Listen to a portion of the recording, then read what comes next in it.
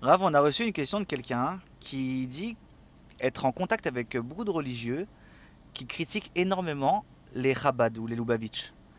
Et elle voudrait savoir, elle qui est en cours de tchouva, elle voudrait savoir pourquoi ils sont autant critiqués parmi certains religieux et qu'est-ce que vous en pensez de ces critiques. Si c'est des critiques qui sont constructives et qui n'ont rien à voir avec un Motzi Shembra ou un Lachonara sur le fait qu'il y a peut-être des choses qui ont eu lieu et qui sont peut-être pas conformes à ce que la personne a appris, alors on pose des questions, on ne vient pas critiquer éventuellement, mais ça ne s'appellerait pas des critiques. Parce que d'abord, on doit savoir cette personne, c'est qu'il n'y a pas que les Chabad qui sont critiqués, les Kipot Shrorot sont appelés des parasites, il y en a qui appellent les Kipot Srugot des réformistes ou du Erevrav, il y en a qui appellent les Breslev voilà, des tarés, des gens qui servent à rien dans la société. Je veux dire, je pense que de tout temps, voilà, le Rambam, on lui a brûlé ses livres, le Ramchal, on lui a empêché d'enseigner la Torah.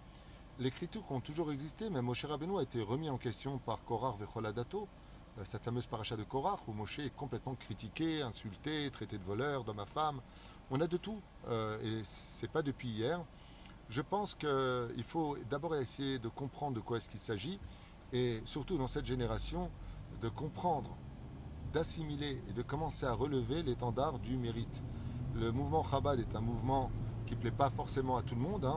On a plusieurs façons d'exister en tant que juif, mais il faut reconnaître qu'ils font un travail exceptionnel.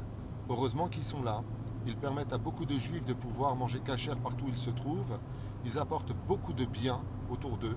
La Torah de la Chassidoute est une Torah qui est un médicament indispensable à notre génération, comme la Torah de Rabbeinu, et comme d'autres Torahs, ceci étant. Et il faut savoir aussi que le mouvement Chabad, comme les autres mouvements sionistes, orthodoxes, lituaniens, Vishnitz, Breslev, peu importe qui ils sont, eh bien, vont correspondre à un niveau d'âme pour chacun de nous. C'est comme un peu quand on va au restaurant, on demande le menu, et puis voilà, moi je veux ça, je préfère une entrée, je veux pas une entrée. Chacun va trouver, chaussure à son pied, dans une façon d'exister à travers son judaïsme, et après que ça plaise ou pas aux autres, chacun son problème.